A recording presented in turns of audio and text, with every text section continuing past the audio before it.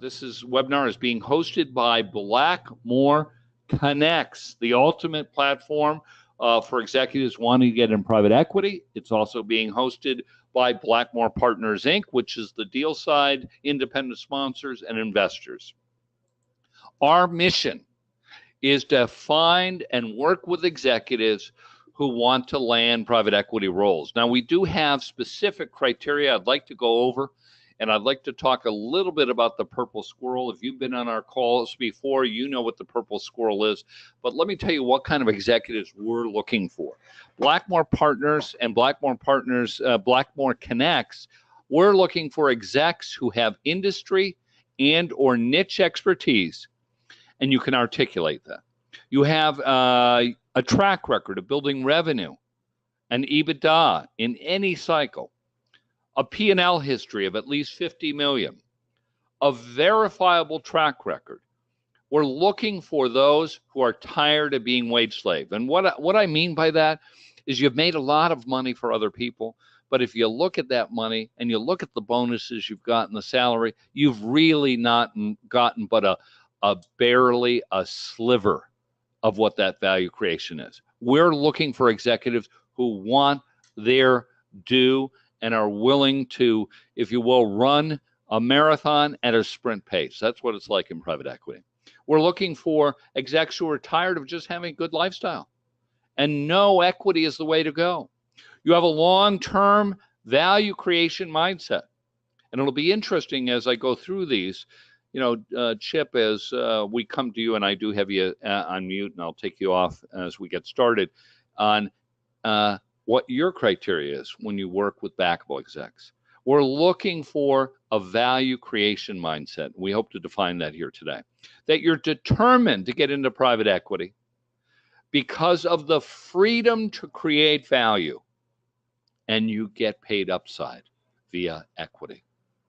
Some of the questions that we'll discuss, and not all of them, we'll talk about the role of PE, and in this case, Chip Weinberg's family office.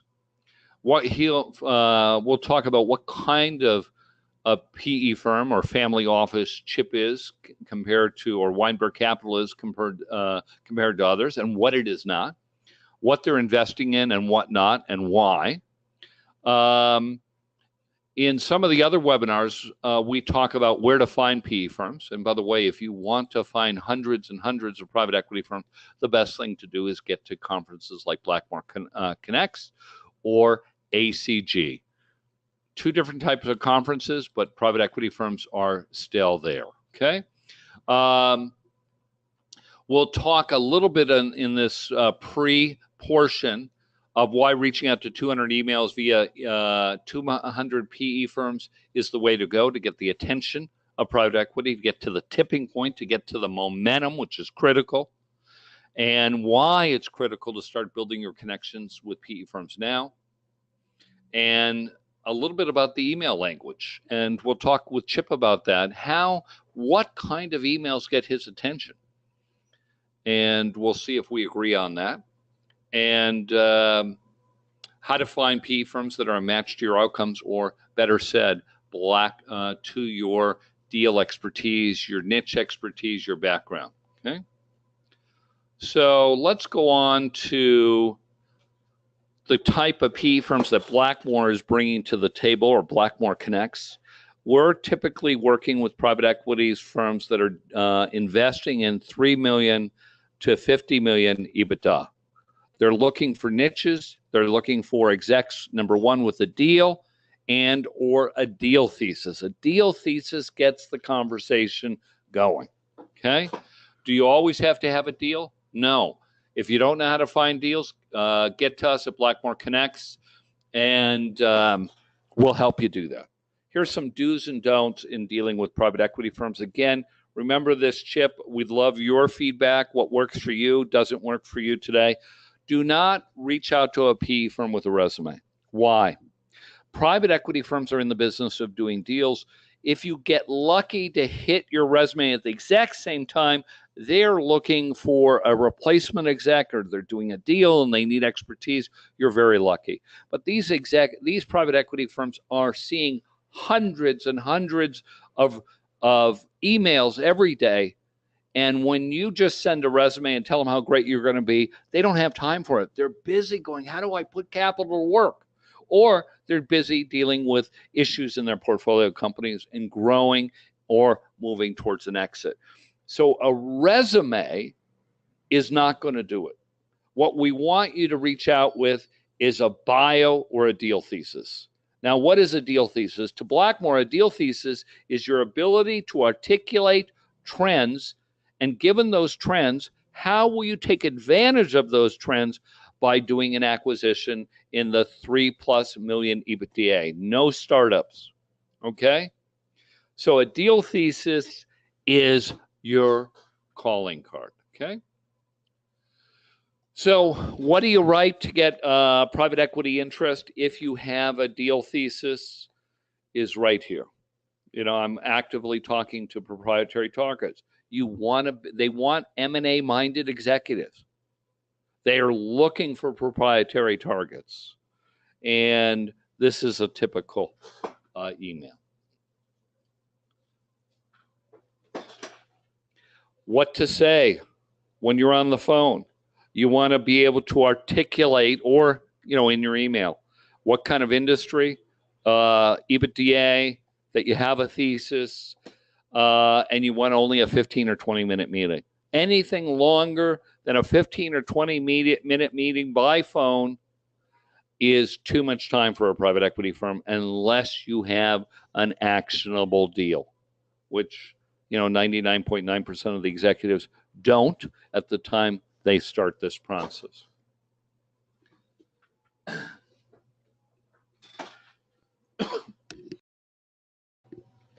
So, what do you want to do?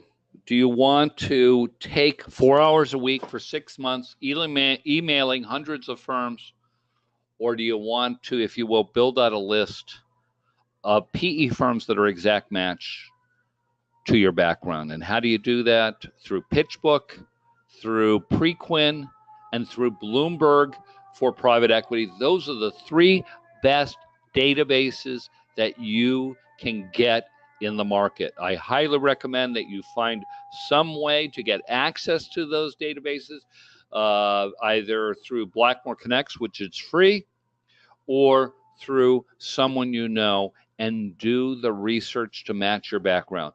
The better you find private equity firms that are investing directly in areas that are of interest to you, and or better yet, fit your background, the moment you have a phone call and are sending them an email, leaving them a phone message, the better you're going to do. Okay? So what are the 5 ways, we call this the pathways to get into a land a PE role in 90 to 120, we say now 90 to 180 days, is a deal with a deal thesis. That is, and it fits the private equity firm that you're talking to. That's number 1.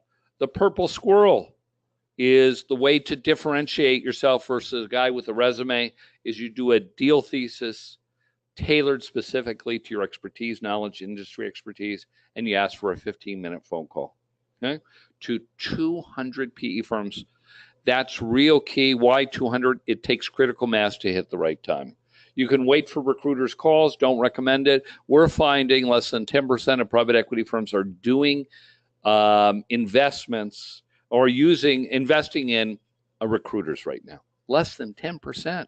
What they're doing is they're building benches right now. And what I mean by building benches is folks like Chip are going to conferences like Blackmore Connects, and they're meeting executives that are in their area of investment, and they're working with these executives on deal flow that's coming in, or these execs, they're considering them for replacement executives, or they're considering these executives for board members. But recruiters are not your best bet, although you want to invest in them anyway. You can hire your own personal recruiter. Those recruiters are going for $10,000 to $15,000 a month.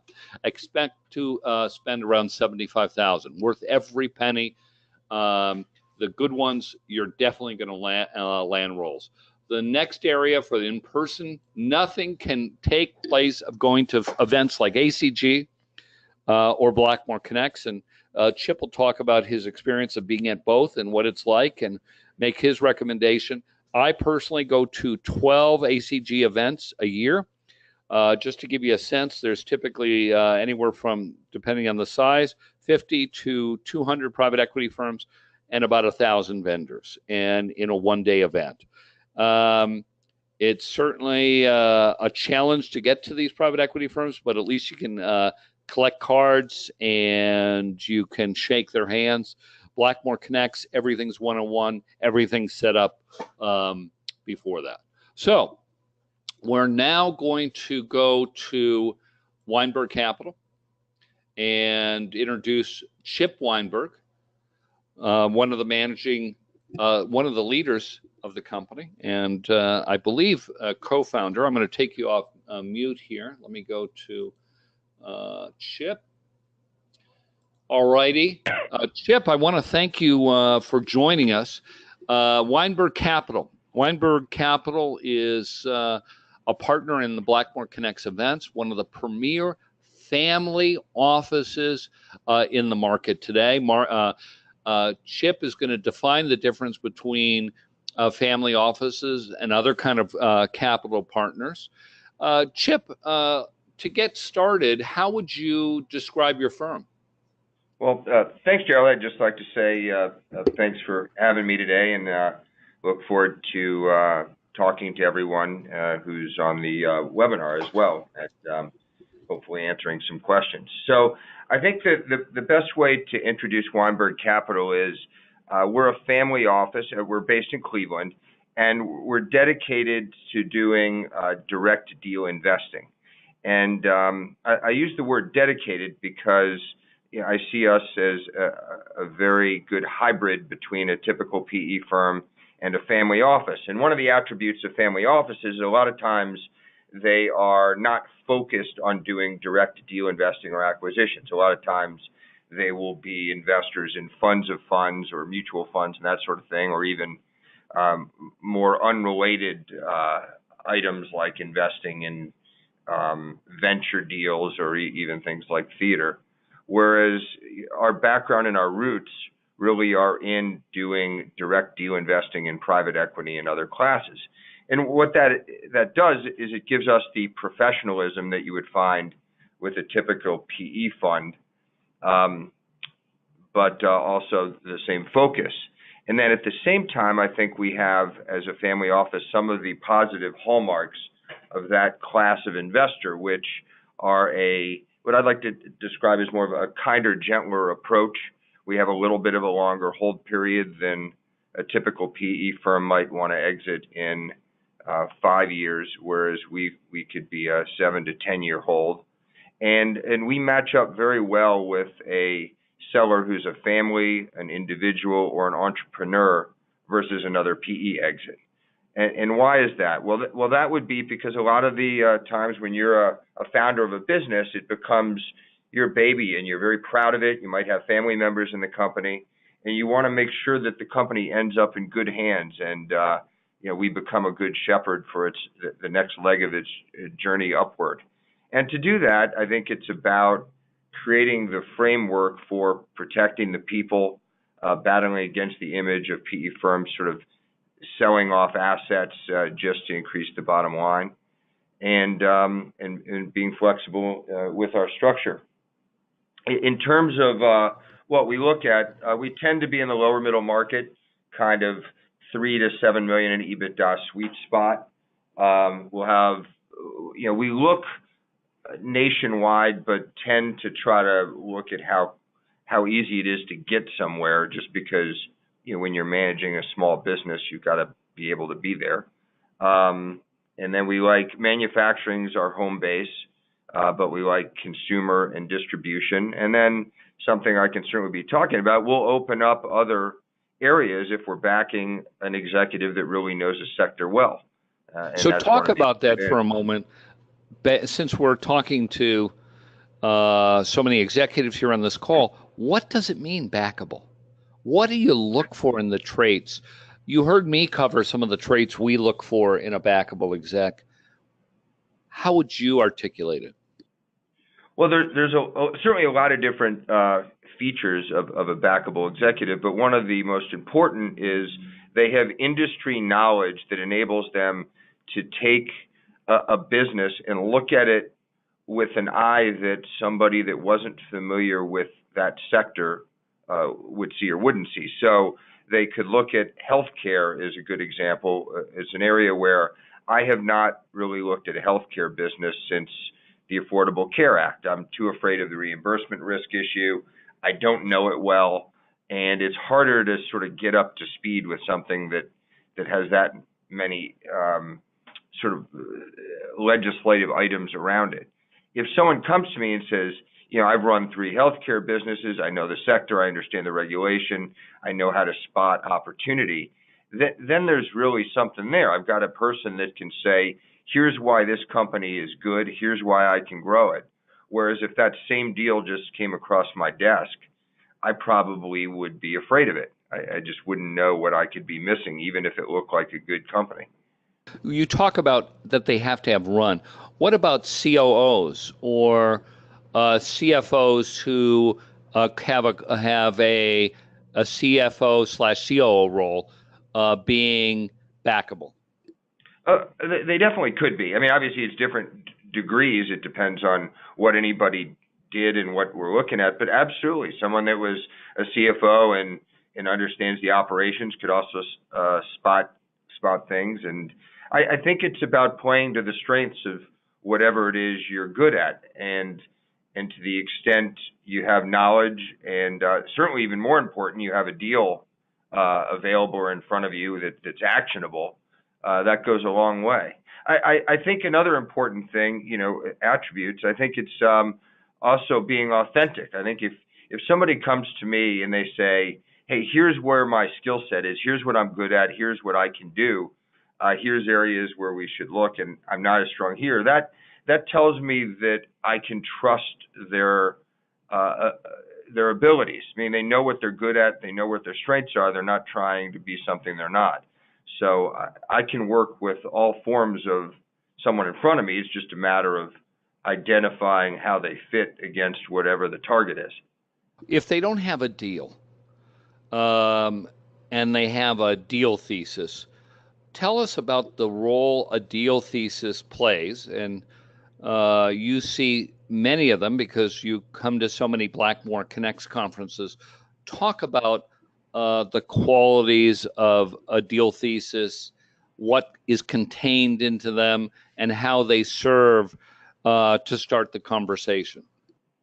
Yeah, well, certainly a thesis, starts providing an actionable strategy around where you can build a direction that can result in something you can buy. In my experience, as you mentioned, I've been to many of the Blackmore Connects conferences, and I think they've been fantastic. You guys do a great job of taking what somebody thinks, either honing it or helping executives find actual targets, or working with them to, even if they have a target, maybe attack it in a different way so that it becomes more actionable. But I think when you have a thesis and a strategy, it gets my attention because it means among all the emails that I'm getting, resumes, as you mentioned, or whatever it is, the probabilities that call could result down the road in an actual company that we own jointly with that executive go up exponentially, because you've narrowed your focus. And if the thesis revolves around the expertise of the executive, then everything starts to end up in alignment. Another good example would be even for me. Let's say I'm traveling around, I go to some ACG events, and I'm meeting with investment bankers. And if the investment banker says, Chip, what are you looking for? And I go, oh, I like, pretty much anything. I like deals up to this, and, send me whatever you got. That will usually produce less result than if I tell them, I really like niche manufacturing of consumables of 3 to 6 million in EBITDA on the East Coast that's run by a family. Then they're going to know to put me with an industrial banker. They'll know what I'm size range. and it gives them information to keep me in mind, which increases my odds. Yeah, that's really great. I think that's very important for the executives here. We're getting inside the mind of private equity, and a deal thesis makes you top of mind. It gives the PE firm, the family office in this case, something to grab onto and play off of, which is much different than a typical conversation or a lead-in that happens day to day. Chip, I don't know how, some private equity firms we talk to get thousands of resumes every year, just because of maybe their name is more household or visibility on the web. How many contacts do you get from executives, and typically how do they lead off, and how do you process that versus someone who sends you a deal angle? And when I say deal angle, I don't mean an actual deal, but hey, this is where they want to go. They're looking for backing. What's the difference? Well, all right, so sort of parse say there's two questions you asked. The first is I get maybe 2 to 4 resumes a week probably from different things. I mean, that's just a generalization. Some weeks it's more, some weeks it's less. If I just get a cold resume and I have no connection with the person, I basically have a file called resumes that I would probably move it over to unless there was something specific about it or they happened to hit at the exact moment when I was doing a search, which is probably unlikely. The second type, which is a little better, is they're leading in because a good friend of mine or somebody I know has given them my name, and out of respect for that person or friend, I'll look at the resume, and depending on the level of closeness, I might give it a more of a read. Now, if you layered on top of that person has a deal or a thesis, then I get really interested, because now I'm not just sort of taking the meeting because I want to, as I say a lot, leave a trail of goodwill and honor my buddy. It's because I'm really interested, because there's something actionable, and it makes my time that's valuable, given everything going on. It really justifies the use of time there. Backtracking a minute, I thought of a story based upon what an experienced executive could do, or in my story case could have done. One of the things I do is I keep sort of a lesson learned Excel sheet. And one of the deals we did, it was a company called Channel Products that we own that makes igniters for outdoor appliances as well as printed circuit boards. When we walked the floor, when we were in diligence, everything looked like it was in order. I mean, it was, the machinery was working, it looked good. We had a pretty good understanding of the flow, and we ended up closing on the deal. What we found out later on is that the particular model of through-hole mounting for the printed circuit boards was older technology, and the machinery was not updated.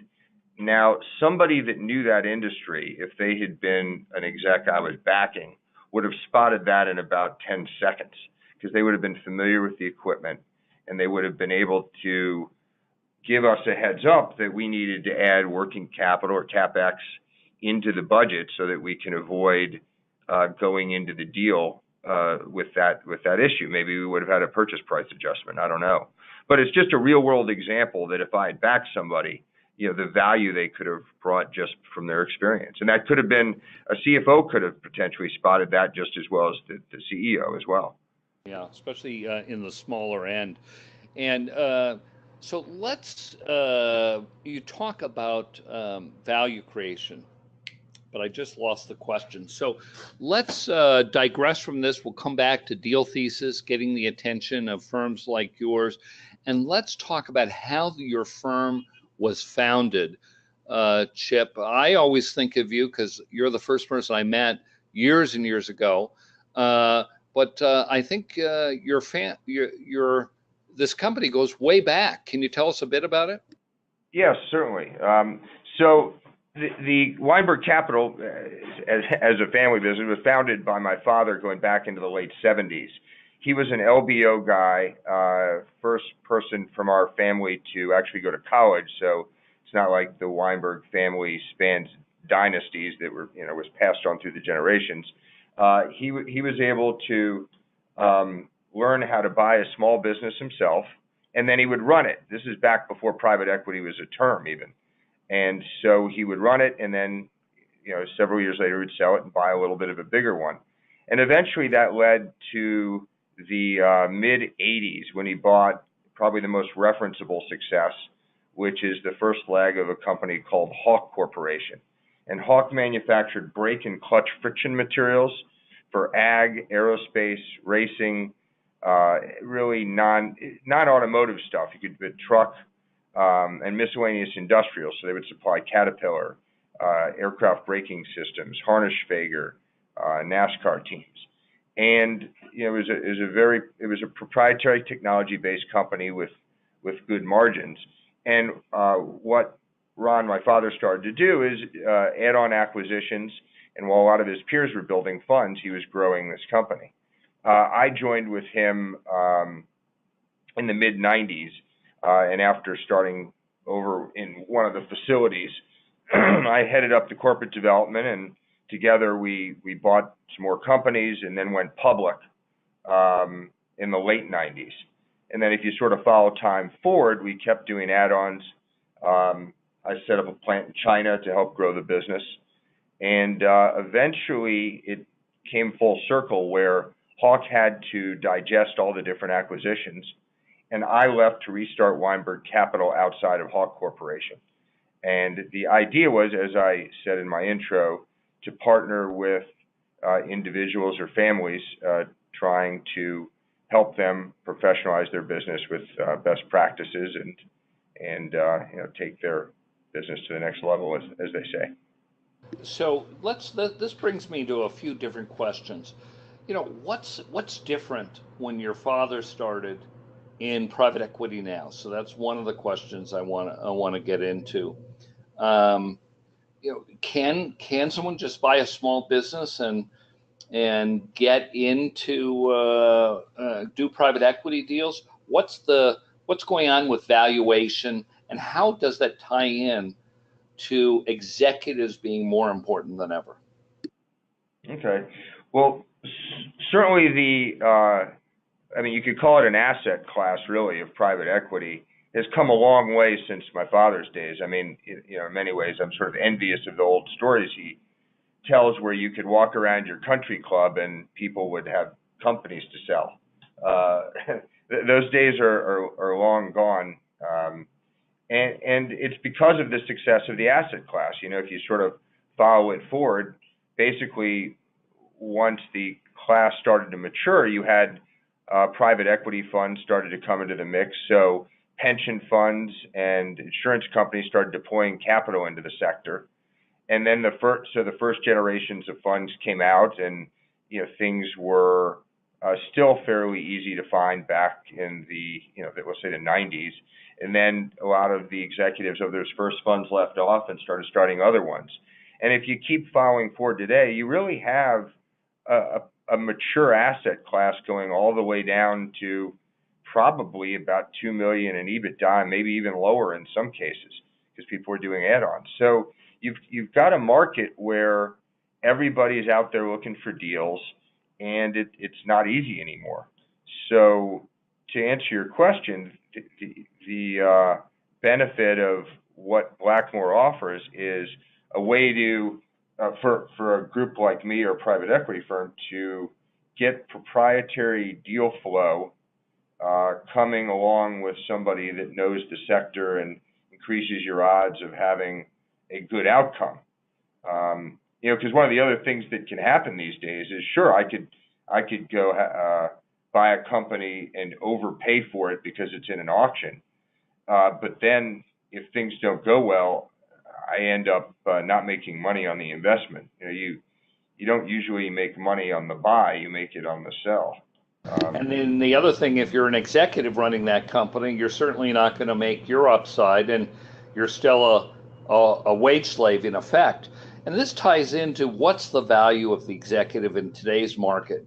So the way we look at it, Chip, is the market is either fully valued or overvalued. And without you, the executive, applying your expertise, getting the attention of these private equity firms, the private equity firms are, in a sense, doing their best to not fly blind. They need river guides.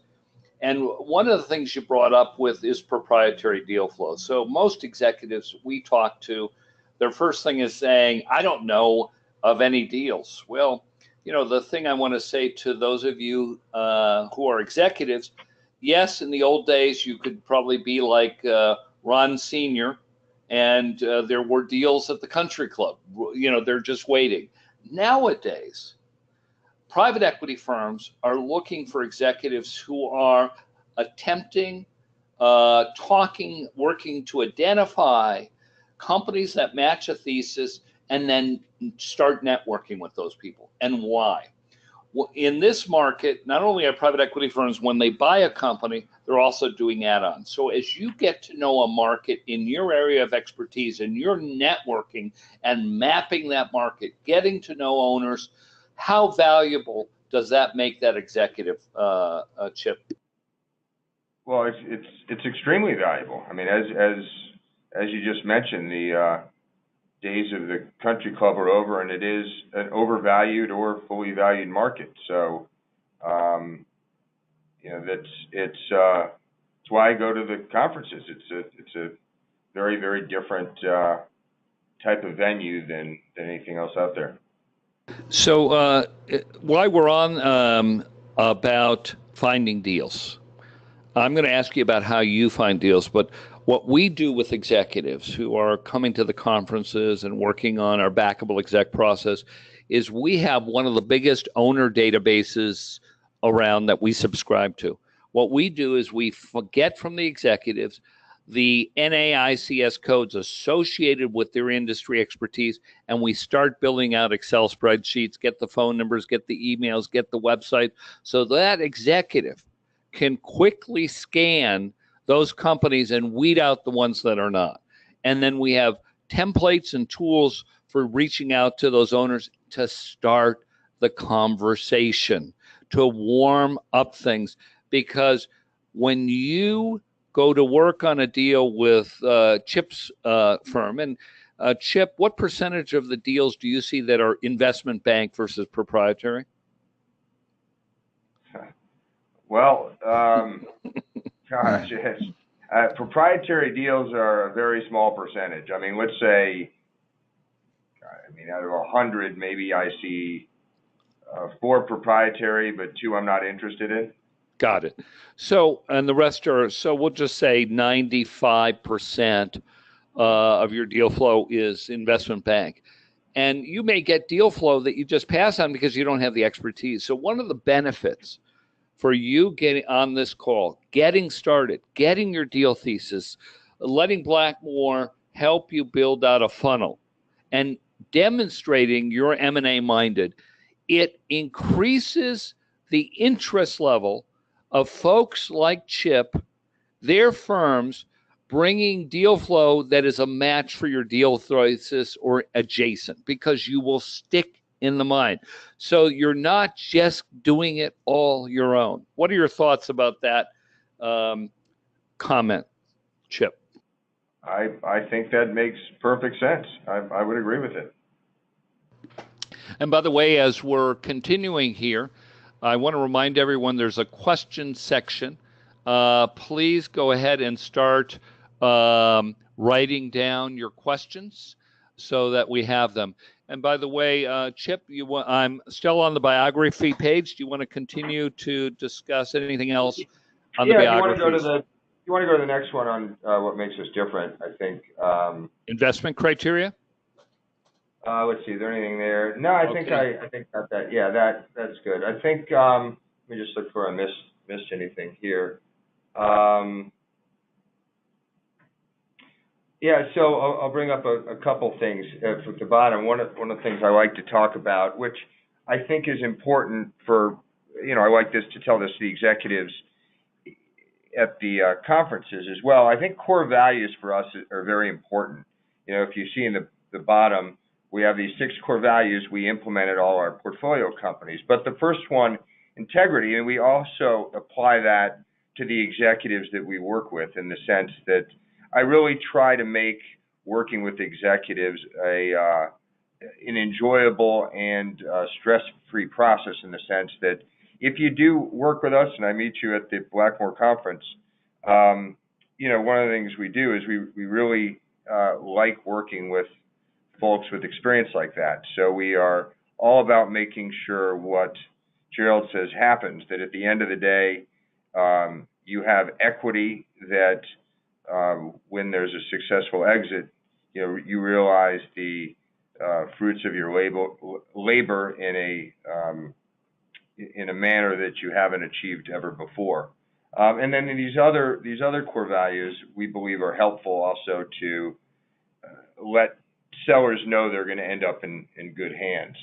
And then I guess the other thing is, as a family office, it's important to know that we're all putting our capital at risk here, which sometimes is very different than a PE firm. So it's not just the Weinberg family, other people, my other partners, we're all personally investing. So we really are truly partners with anybody that we're joining forces with to go buy and run a business. Anyway, that's what I wanted to say, Gerald. So. Okay, great. Let me, one of the questions that just came up. So we have an executive, Bruce.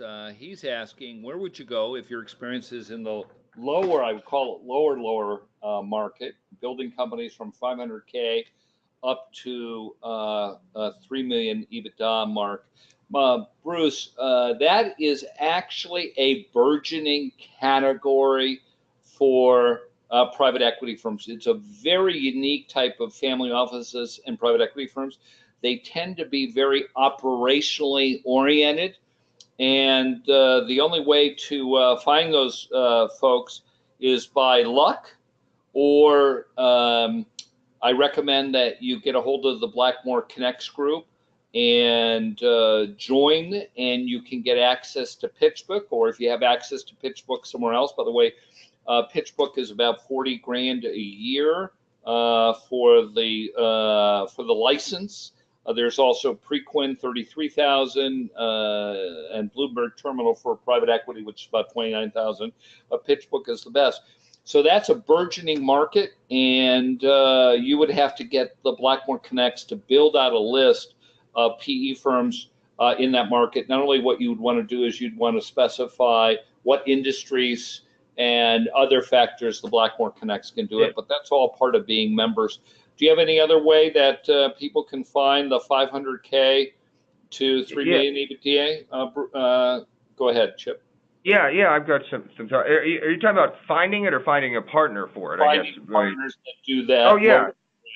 So there's two thoughts. One is, and this is my personal answer, if there's something smaller, I mean, I guess you get down to 500, that's getting a little low, but let's say you're maybe 1.5 to 3. There's certain industries that have gotten so overheated that will go down farther for platforms if the company can pass the screening tests of a standalone, and those would be things like aerospace or food or two sectors, and even to some degree measurement and testing can fall into that sector. Absolutely. Whereas you get up to about 3, and your multiple is going to go through the roof. And when you say through the roof, what do you mean? 15? We just saw 3 million food testing went for 15 times, 3 million. Yeah. So it makes sense sometimes to go smaller. And then there's a whole class of people in Blackmore. You could identify these firms. If someone has a deal in a space, they'll go smaller all day long, because a lot of times people average down, they overpay on the front end knowing they can try to do smaller add-ons. So if somebody brought me a company that was an MRO and wheels, brakes, and landing gears, I'd go as small as made sense because we own something in that sector. Yeah, so if PE firms that are strategic in that space can afford to do that, and maybe even set up a separate company, and it may or may not It can be run under an umbrella and not necessarily folded in. And these are all the things, by the way, in being a Blackmore Connects member with the educational aspects of it, the educational library, the webinars like this, you can get educated and save yourself years of mistakes. We have made the mistakes. We've codified this information, or I should say the Blackmore Connects group has done that, and it's all available, just like any member association, to give you a leg up in a very, very opaque world. Talk again, a lot of executives don't understand about why deals of a certain EBITDA are too small to afford by a private equity. Talk about the expenses that go into a deal that impacts. Yeah, the costs of buying a company have become significant over the past 10 years, and the cost of the diligence is really unrelated to the size of the EBITDA. Matter of fact, sometimes smaller ones are more expensive because they don't have the infrastructure to provide the data that you need. So, as a good example, usually legal diligence is going to be north of 100,000 on the low end. 100 would be low. And you've got quality of earnings accounting, you've got environmental, you've got business diligence, maybe marketing. All in, you're looking at typically $250,000 to $500,000 of diligence, and that's because we're basically betting, even in a small deal, you're betting a lot of money that you're not missing things. And we're fiduciaries for money for the banks and everyone. So we've got a series of steps we have to go through regardless of the size. And it just we have to make sure it's worth it. If the cost of the deal is more than the EBITDA of the company, that gets problematic, unless, there are examples where people will try to, and Gerald will know what I'm referring to, do like 5 small deals at the same time, and that way can leverage. But that's usually the exception. That's very true. So I have a few other questions here as we go along. This one from Paul, and I'll take the first answer, and then you could add on to it. How should execs protect themselves from the PE firm cutting the exec out of the deal? Well, Paul, if you're working with Blackmore, first of all, we sign an NDA and non-circumvent with the executive, and we get all of our private equity firms to sign NDAs and non-circumvents with us. So that's the way we do it. So you got to have the proper forms to do that. What are your thoughts on that, Chip? Yeah, I mean, it's certainly a good question. I think that you've got to rely on, well, you guys would obviously be able to help in this regard. What's the reputation of the PE firm? I mean, find people that are, in their, common LinkedIn profile and ask them what their experience has been doing with different people. You could do that with several people in the firm, and you ask around, and then I think you're right. You step carefully and you protect yourself. And, I think you just got to go into a relationship with your eyes open. And if all your interests are aligned and you do those things, you'll be in good shape. That's also why I talked about integrity, because I know that if I were, an executive on the other side, I would be worried about the same thing. And it's my goal to make sure that people are happy working with us. So I get a good reputation, and anybody that's ever called says good things about working with us. And that's our mission. It's really, really important. And something else that comes to mind, Paul, and all the other executives, you got to date a lot. How else did you find out who you're going to get married to? Now, some of you got married to the first person. That may or may not be so, had some worked out for you. But dating a lot, interviewing lots of private equity firms is critical. Being a member of Blackmore Connects, up on the website, on their Blackmore Connects library. There's dozens and dozens of interviews and panels that we've been doing over the years to give you the ability to compare and contrast and develop specific criteria that you've never been able to do before.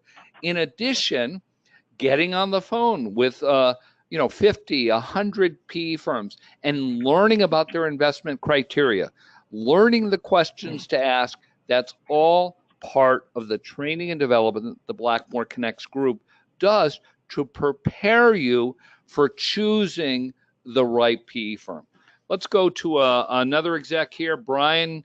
For an exec that has driven successful turnarounds through strategy and growth versus financial engineering, and by the way, Brian, financial engineering is pretty much dead at this point. It's just not enough juice. And everyone else has figured it out. So as a competitive advantage, it has disappeared. We'll hear from Chip on that. So versus financial engineering across several different manufacturing industries, how do I best to shape the ability to interest a PE firm like Weinberg?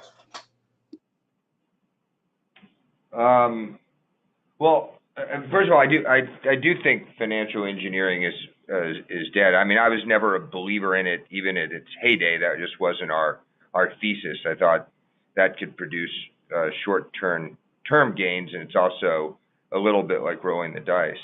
But I guess in terms of the question, I think it's demonstrating the track record that you just indicated, and then having the thesis or the potential target such that there's a way to put it to use. So, I mean, to Gerald's point, I get a lot of resumes of people that look like they've got a pretty good track record, but unless there's something going on behind it, either movement towards a company or something I can act on, all I've got is a resume then and I'm still out looking for deals. And there's nothing wrong with a resume other than the fact that I can't do anything with it unless I have a company to put it with. So, and right now all the ones I own have executives in them. So it's about the demonstrating part is just part of the resume. The more important piece is having a strategy and a company to put it to use towards. And that's that's really great. Actionable, right? So we need a strategy can lead you to think about deal flow that's coming across your desk and go, whoa, that's something Brian just talked about. Let's get to work and see what he has to say, and building up that momentum of it. So, Brian and all the executives here, you got to bring something to the table. These lower middle market, 3 million to about 15 million EBITDA investors, such as Chip's group, are so lean, they don't have the cycles. What they rejoice in is executives who are coming there, who know how hard it is, and bringing something to the table to open the conversation. It's a deal thesis. That is, what trends are going on? And then given those trends, how would you capture the value through acquisition? What would an acquisition look like? And we're not saying that you have to know a target, but if you're working with Blackmore Connects, they can help build out the funnel list. And you can say, here's some of the what I think we should start acquiring. Here's the general characteristics. Chip can then go to his bankers and go, listen, I know you guys see these kind of deals. I'm working with an executive. We have an investment thesis. I'm behind it. Bring us your opportunities. They can reach out to their network, and it gives them a reason to do that. They don't have time otherwise. Chip, commentary? Well, that's absolutely true. I mean, we have a very full plate of different things, and a lot of what I have to do every day is prioritize all the things that are in front of me and say, of these 10 things, which ones look like they're actionable, that I can win them, that we have a good thesis and strategy. So if I have 10 deals in my inbox and, let's say that they all look about equal, I've got to decide and figure out where I'm going to move. And what you said is if somebody comes as an executive with a track record and with a thesis of something that's actionable, that usually moves up to the top of the list. So there you go. Once again, what are the ways to get into private equity and land a role? A deal is always number one. But most of us who are just waking up day to day and go, I want to get in private equity, our first response is, I don't have one. And you hope that a private equity firm is going to bring one to you. Well, if you're not bringing something to the table, private equity firms are so used to everyone, give me a company, I'll do great for you, blah, blah, blah. They do the sell job. It is a turnoff. So at the very least, get to work on building a deal thesis. You can, if you schedule a meeting, if you have the P&L that a 50 plus million history of EBITDA, you've been a CFO / COO / CEO or general manager, we'll work with you to get started on that whole process. You can get started on the purple squirrel process and start honing your ability to be a valuable asset to private equity firms, family offices in the lower middle market, and start your outreach, start coming to conferences, start building in relationships. Private equity firms we've established here, once again, they do need you. However, they need partners. They don't need another mouth to feed. They don't need someone who's going to go, give me, give me, give me. They're so used to it. And frankly, their job is already difficult trying to find a good deal in which they're giving returns to their LPs. Remember, the LPs get paid before they do. So it is thankless job until there's an exit, and then everyone cheers if it's been a great exit. But you want to become a valuable partner. Blackmore Connects, coming to the conferences, meeting folks like Chip and his firm is your pathway to the future. And yes, it is pay to play. We all pay to play. We go to ACG meetings and other types of meetings because in private equity, this is the way it's done. It's hard. Chip doesn't have time to go travel around the country and meet executives. It's either that or forgo deals. So you want to go to where they are, ACG, Blackmore Connects, and maybe there's iGlobal and a few other Partner Connects types of events. I think, I'm biased towards Blackmore Partners. You can wait for recruiters to call, but in the private equity world, they're just not that big, and it's getting less. You can hire your own recruiter, very expensive, but still worth it, or you attend networking events. It is going to cost, and Blackmore Connects does it the best. Chip, any last minute messages here as we wrap up?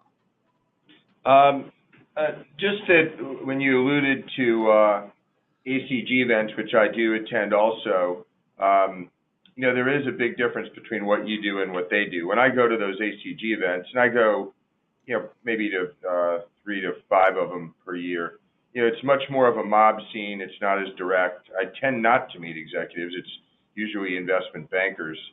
And it's not always easy even to find them. It serves a purpose, but that's why, going to your conference is great. I really do get to sit one-on-one with people with direct deals versus, the auctioned variety.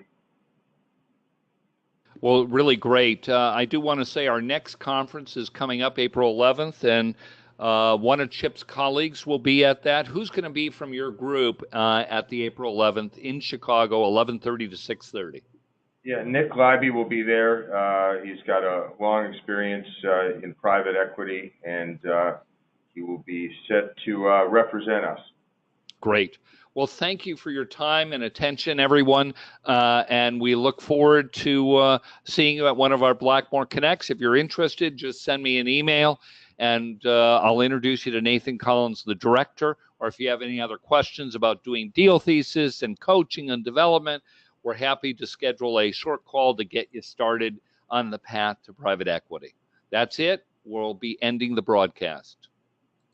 Thanks, everybody.